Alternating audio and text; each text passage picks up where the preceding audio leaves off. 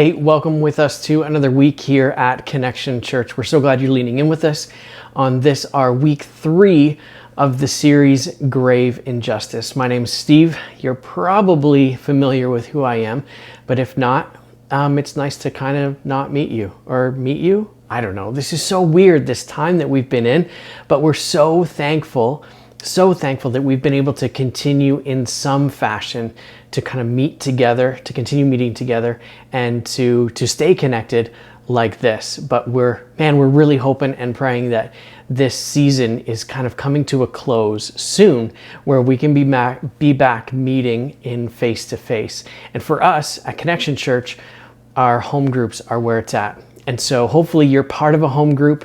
We're so thankful for our home group leaders and all the time and effort and prayer and energy that they put in to leading groups. But we're very, very excited to get back to being in person, but so thankful that we've had the technology to bridge the gap and to continue to bridge the gap until we get back to face. Hey, so again, I just mentioned we're partway through a series. It's our Easter series called Grave Injustice.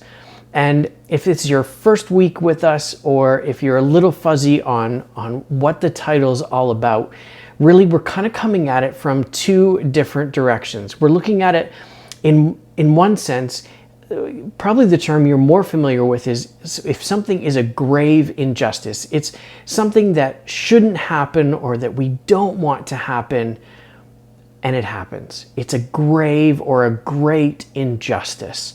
And there's some pretty awful things that we've walked through in life that, and maybe even right now is a season that you would consider things are just a grave injustice to you, or something specific has happened.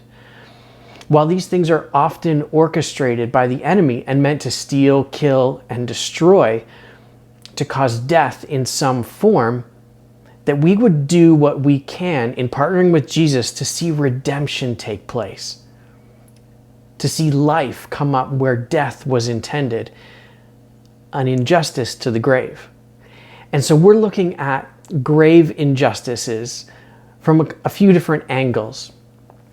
And this week, we kind of want to take the really uncomfortable turn and look at the messes that we've created. Leading up to this week, we've looked at when grave injustices happen within the confines of family. And then we also looked at when people prosper who we feel shouldn't. So again, today we're going to look no further than ourselves. When we create the mess we find ourselves in. When we want to cry out that we're in the midst of a grave injustice, but we've really no one to blame but us. The scripture we're going to look at is one you're probably familiar with and really tells two different stories. It depicts two unfortunate scenarios. So we're jumping into Luke chapter 15, and this is verse 11 to 32. Now, what's going to come up on your screen is the New Living Translation. But man, we encourage you to be looking in a physical Bible as you're following along with us, or the YouVersion app, somewhere that you can make notes and highlight. It's a really, really important element to our walk with Jesus. So let's jump in. It says this: to illustrate the point further, Jesus told them this story. A man had 2 sons. The younger son told his father, "I want my share of your estate now before you die." So his father agreed to divide his wealth between his sons. A few days later, this younger son packed all his belongings and moved to a distant land. And there he wasted all his money in wild living.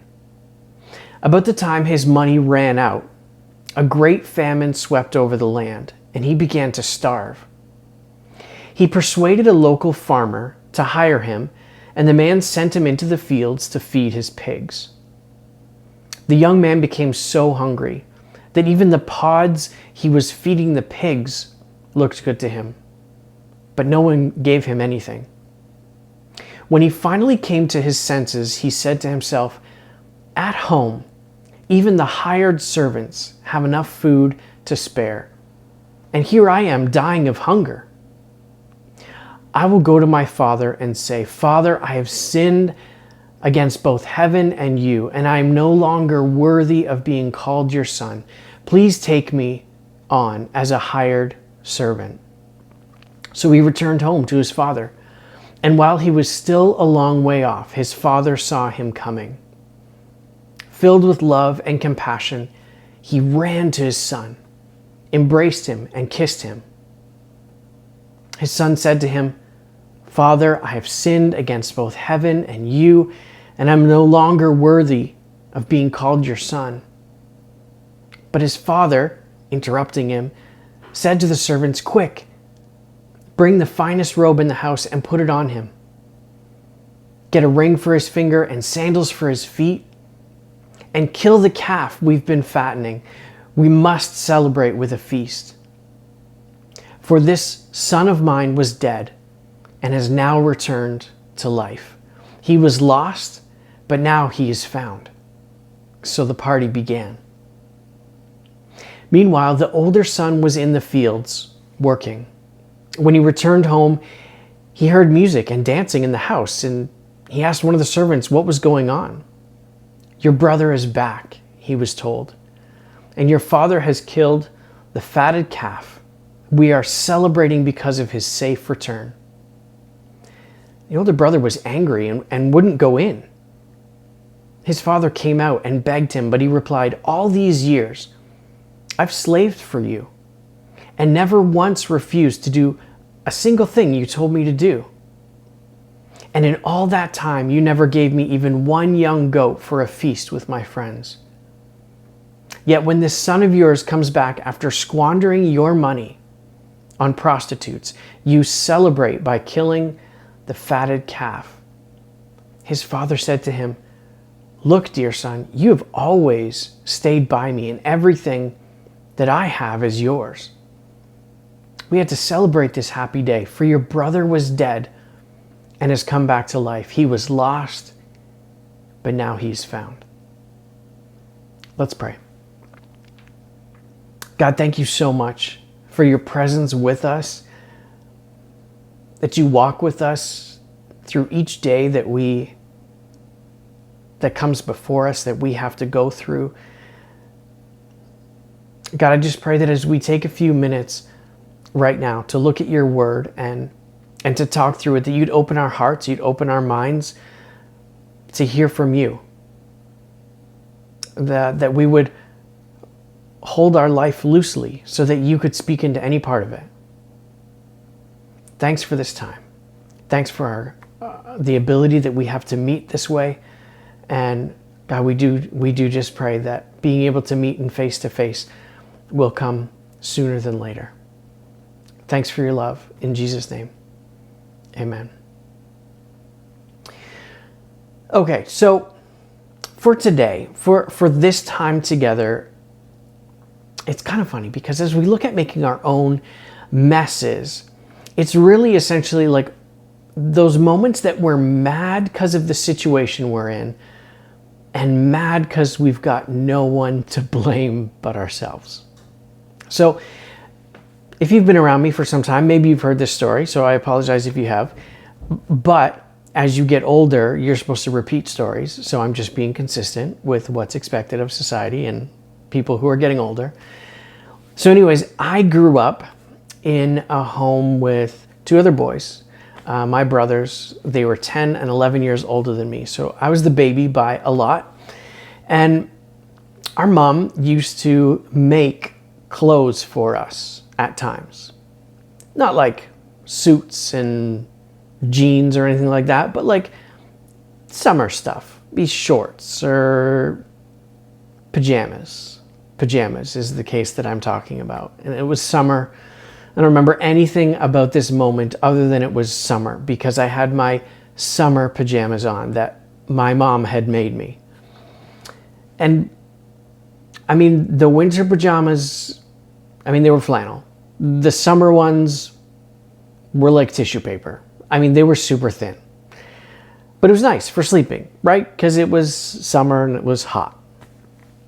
I remember in the bathroom at the house that I grew up in Agincourt in Toronto, the kitchen sink was on this wall And then like 2.5 steps back was the toilet. There was a bathtub with a shower. But I distinctly remember our bathroom. And so I had this routine. I had this routine of putting toothpaste and water on my toothbrush. And I just blindly would take 2.5 steps back and sit on the lid of the toilet. Because in our family, the boys were trained. You put the lid down. You put all the lids down. The seat, the lid, you put everything down because when you're done, that's what you do. And so I was accustomed to getting my toothbrush ready, taking 2 steps back, and sitting on the lid of the toilet seat while I brushed my teeth. I mean, I was alone in the bathroom. I mean, the door was open, but my family was off doing other things. And this one summer night, I put toothpaste on my toothbrush and started to brush my teeth as I took 2 steps back. And I went to sit on the lid of the toilet seat, and someone had forgot to put the lid down. Someone had also forgot to put the toilet seat down. And so as I sat down, I sat right into the freezing cold toilet water. And of course, my tissue paper thin pajamas did not provide any insulation against the freezing cold water. And so I screamed because I was startled, because it was freezing cold. And honestly, like a cartoon, the heads of every member of the family popped into the doorway. It's like they were waiting for it to happen. I mean, maybe they did. Maybe my oldest brother left the seats up knowing that I would step back. I don't think so. But regardless, they all popped into view, laughing at my incredibly horrible situation. I was not happy. I was so upset. And I really couldn't blame anyone. They even had the audacity to say to me, and they were dead wrong, one day you'll look back on this and laugh. I mean, were they right? Yeah, absolutely. I think it's hilarious. But in the moment, I was so mad. And I had no one else to blame but myself. Because I just needed to turn around and take a look before I sat down. I mean, that's a funny scenario. I have serious scenarios of the messes that I've caused that I have no one else to blame but myself. Can you relate to them? It's those moments where we cry out in frustration or desperation, like, how did I get here? There's anger that's built up in us, maybe. It's an injustice that we know we're not living how we're supposed to be living, but it's made worse by the fact that we've arrived there from our own doing. And so we're presented with a situation that oftentimes we want sympathy because our situation is dire, or we at least feel that. But we've got no one else to blame. And who wants to sit and listen to someone whine and complain about the situation that they've brought upon themselves, even though we all do it? So let's jump back into the scripture that we looked at, because I want to pull some things out of it that I think are super, super key to what we're talking about here. And the story presents a few other things I think that are really worth looking at as far as Jesus followers are concerned and our way of life. So jumping back in, starting at 11, Jesus says, to illustrate the point further, Jesus told them this story. A man had 2 sons. The younger son told his father, I want my share of your estate now before you die. So awful, so rude, so entitled to say, hey, like, I know that I would get this when you die, but I don't want to wait till then. So his father agreed. His father agreed. Man, what would I do in that situation? I don't know. I don't know, but in this situation, his father agreed to divide his wealth between his sons. So disrespectful to the dad and to the brother. This was the younger brother. I mean, I would think the older brother would be indignant at how disrespectful a request this was, how selfish a request this was. But isn't that the case though? When we're about to head down a selfish avenue, logic starts to go out the window. Reason starts to sort of be thrown to the wind. A few days later, this is in 13, a few days later, this younger son packed all his belongings and moved to a distant land, and there he wasted all his money in wild living. Why did he move? Why didn't he just go into town? I mean, when I moved out to go to Bible college, my relationship with my parents, it got better, not gonna lie. It wasn't awful to begin with by any means, but it got better. I don't think that's why this guy moved away, because he's like, man, I'm so anxious for my relationship with my dad to get better. I don't think he cared at all about his dad as much as he cared about himself, and he wanted freedom to do what he wanted. How often are the messes that we cause for ourselves done under the guise of isolation? Right? We pull away, maybe just to ourselves, or maybe we pull away and into a circle of people who will cheer us on. Right? We know the friends that we could be around to gain the applause that we want, to do the selfish things that we want. Keeping going in 14. About the time his money ran out, a great famine swept over the land, and he began to starve. Like sin, the pursuit of selfish desires, it doesn't last. Whatever that selfish call is to us, it could sound great to begin with. It could sound almost logical, maybe. But it doesn't last. It fades. Sin doesn't think about or plan for the future. It's now. Pretty soon we find ourselves in a place that's so far different from how it began. But it seems that things in those moments come crumbling down. And it's maybe not just the thing that we started with, but it started to affect other things. 15. He persuaded a local farmer to hire him, and the man sent him into his fields to feed the pigs. The young man became so hungry that even the pods he was feeding the pigs looked good to him, but no one gave him anything. His own selfish plans seemed so great to him, but he's found himself with nothing, lower than he likely would have ever imagined he'd be. This is a moment you can relate to. You went after something that you thought selfishly was going to bring you happiness, joy, maybe even. And it left you empty. It left you with nothing. Before he left home with his inheritance, if thieves had come in and stolen all that he had, destroyed their house, and he found himself in the same position he was in as we're reading this story right now, with nothing, envying what the pigs are eating, he'd be crying out about the grave injustice that had befallen him. But no one wants to hear you cry injustice if you pulled the wall down on yourself. Not to say that people can't identify. The devastation is the same.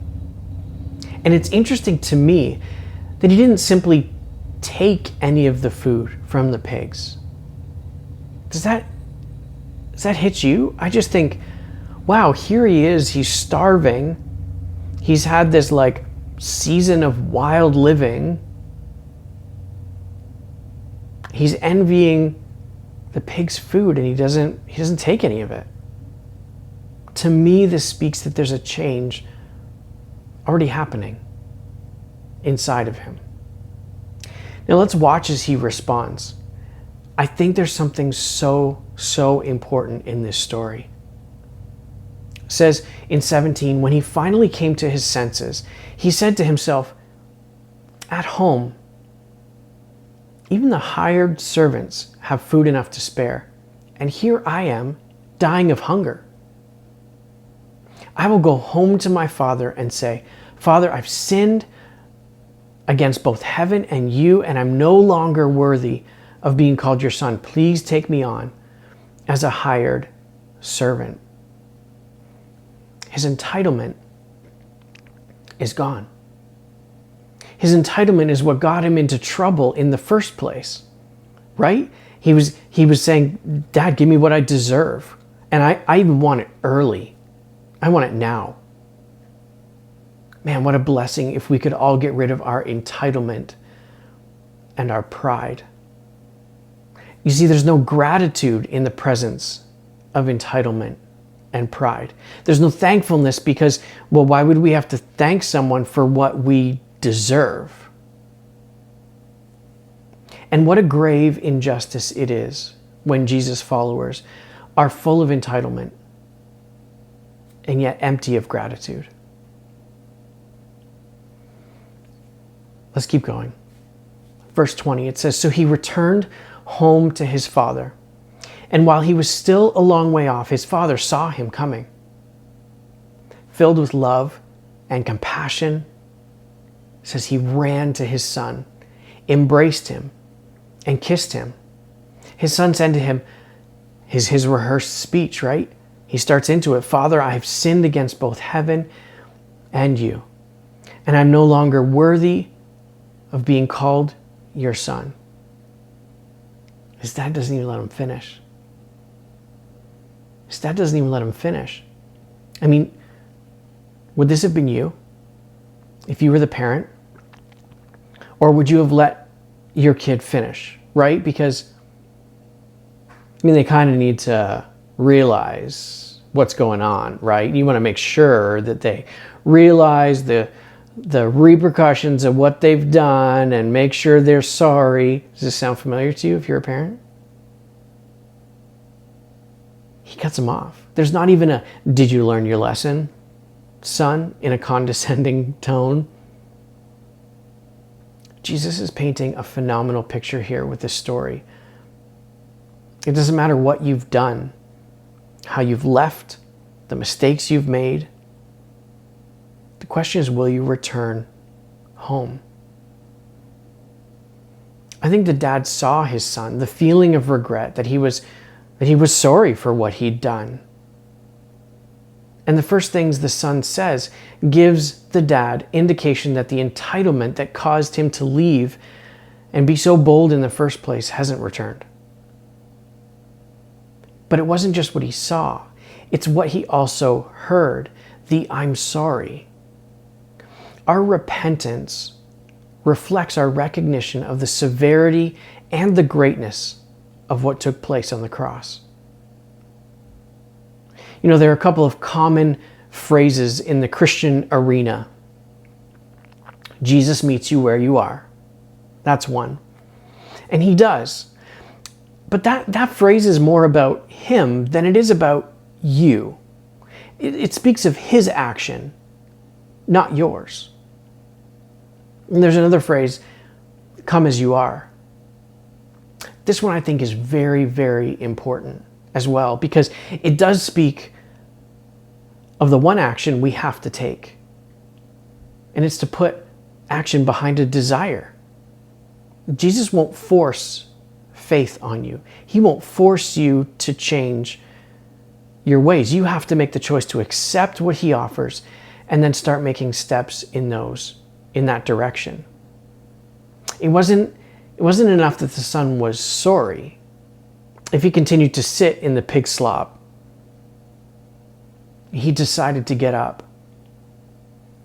put one foot in front of the other, and return home. So let's keep going. And this is the father has just cut him off from his rehearsed speech. He says, but his father said to the servants, quick, bring the finest robe in the house and put it on him. Get a ring for his finger. In other words, signifying that he is absolutely part of the family. Right? You remember the son was going to say, don't take me back as family, hire me as a servant. The dad cuts him off and immediately says, you are part of the family. It says, and sandals for his feet. 23, and kill the calf we've been fattening. We must celebrate with a feast. For this son of mine was dead and has now returned to life. He was lost, but now he is found. And so the party began. How awesome. What a welcome home, and what an example of how to welcome home those who start or come back to a relationship with Jesus. But unfortunately, our story isn't quite done. As great a moment as this is, there's still more. And unfortunately, there's maybe another side of us we have still yet to see in this story. 25, it says, meanwhile, the older son was in the fields working. When he returned home, he heard music and dancing in the house, and he asked one of the servants what was going on. Your brother is back, he was told, and your father has killed the fatted calf. We are celebrating because of his safe return. In the movie version of this, I'm sure the camera would zoom in on his face and then do one of those pan back thing, where all the background sort of like starts to come in behind him, like fades, and it would be a really cinematic moment because we're waiting for his reaction. As you read the story, you're waiting for his reaction. The brother was angry and wouldn't go in. His father came out and begged him, but he replied, all these years, I've slaved for you and never once refused to do a single thing you told me to. And in all that time, you never gave me even one goat for a feast with my friends. Yet when this son of yours comes back, after squandering your money on prostitutes, you celebrate by killing the fatted calf? This is absolutely pages out of what we talked about last week. When someone is prospering or being blessed in some way, it seems, when you don't think they should be, this older son is indignant. And I gotta be honest, part of me resonates with this. You've had seasons, at least moments in life, where you've been presented with an opportunity to blur the lines, to fudge the numbers, to do something that might be easy or fun or enjoyable in the moment, but you said no. This is the son. He's saying, all my years I've worked and done everything you needed. And now you're throwing a party for the guy who just walked away from our family? Is he not kind of justified in what he's saying? Let's keep going because there's one other thing I want to mine out of this. Continues, it says, his father said to him, look, dear son, you've always stayed by me. So he pays that recognition, like, yeah, I've noticed. He says, and everything I have is yours. We had to celebrate this happy day, for your brother was dead and has come back to life. He was lost, but now he is found. Life has been brought out of a situation meant for death. Listen, one of the saddest aspects of this story is the fact that the older son stayed closest to the father, yet didn't resemble or reflect him. The older son spent all his life around his dad, and yet didn't have his dad's reaction when his brother came home. Why was this? Why was this? It's the same reason that Christians can get so caught up in checking off the boxes where the actions they think are louder than the motives. Listen, doing what ought to be done is meant to lead us to who we ought to become. If not, there's no merit to it. If we're just doing things for the sake of checking off the boxes and that's all there ever is to it, what does that gain us? Listen, both sons had the same sickness of entitlement. One kept his actions in check, but also kept the entitlement.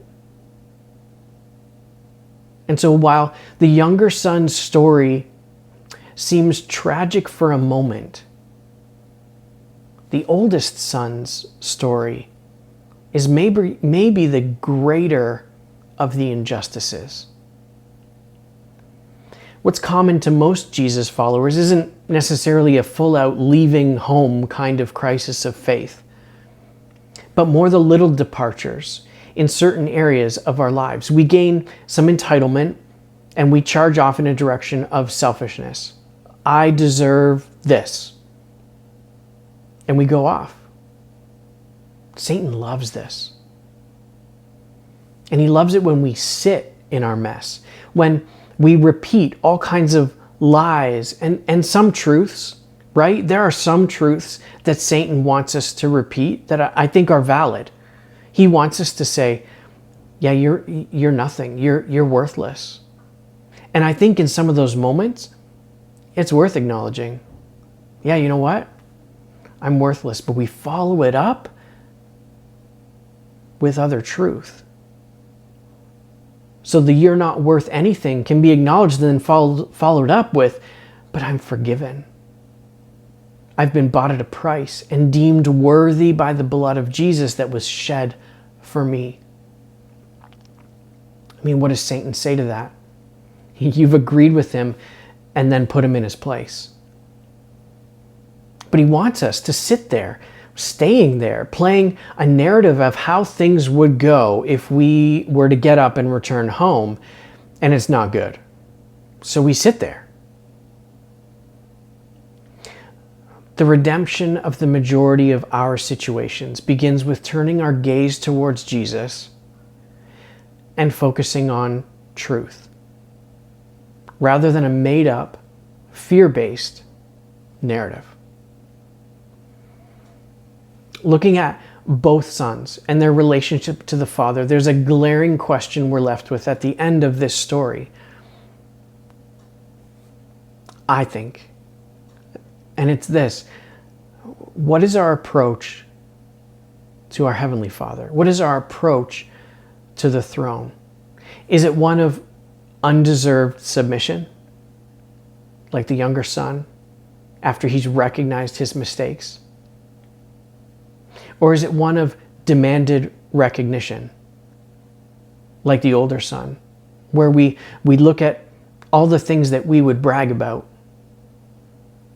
and we have an overconfident stance, maybe, in our faith that shows itself in how we relate to God and maybe how we treat his people? Now listen, I'm not saying those are the only two postures in front of God, but everything else flows from our approach. Our worship, our prayer, our celebration, the hope we have, the purpose we have, all that flows from how we approach the throne, whether it's that undeserved submission or the demanded recognition. Do you see how it can influence your worship? Your prayer, your celebration? I think it's key. I think it's far-reaching, far more than we realize. But how do you tell? I think it's in our attitude, it's in our treatment of others, it's in our expectations of God. How often would you say you feel you need Jesus? When's the last time you felt unworthy yet grateful for him? I'm not saying like, hey, we should just hang out in a trench of pity and despair. Not at all. But I think recognizing who we are elevates what he's done. When's the last time, which is a question, when's the last time you've physically been on your knees in your time alone with God? I'm not saying it's necessary, but there's much that can be said of it. The injustices you bring upon yourself. There's grace, there's forgiveness, and a welcome home hug waiting for you, if you like hugs. If not, there's a really meaningful high five. And it's waiting for you, and it's waiting for me as we own our role in it all. And also our approach to him. It's how we can take something that Satan meant for destruction and see new life come out of it. New life within ourselves, new life within our walk with Jesus. It's when we own our junk and we assess, how's my approach to the throne? Let's pray. God, thank you so much for this time. Thank you that you are that Heavenly Father that's ready and waiting for us. Not only those who haven't yet fully given their life to you, which, God, I just pray that if there's anyone listening to this right now who hasn't fully done that, who hasn't said, Jesus, I submit to you. I want you as Lord of my life, and I will do all that I can to the best of my ability to live for you first instead of me. I believe you paid for my sin on the cross and you died and rose again. And I'll forever pursue you as you've pursued me. God, I just pray that in this moment, God, we recognize how great it is for people to be coming to you for the first time, but also how important it is for us to remain before you. And that the little things that we may run off with selfish desires and charge off and go in our own direction, God, that we'd repent of those mistakes, those actions, and we would quickly focus on truth and come running back to you as you come running up to meet us. And God, I just pray that you would knock any entitlement and pride and arrogance out of us, because it does not belong in a Jesus follower's life. And that, God, we would approach your throne knowing that we don't deserve it, but we're so thankful for it. We just thank you so much for your patience with us, and may we reflect that and be patient and compassionate to those around us. In Jesus' name, amen. Hey, thanks for leaning in with us. Man, we love to be able to connect with our groups as you head into groups right now. If you're in the Windsor, Essex area, you're watching this and you're not part of a group, please reach out to us. We'd love to see you connected. No pun intended, but fully intended. Thanks for leaning in right now. Have a great week.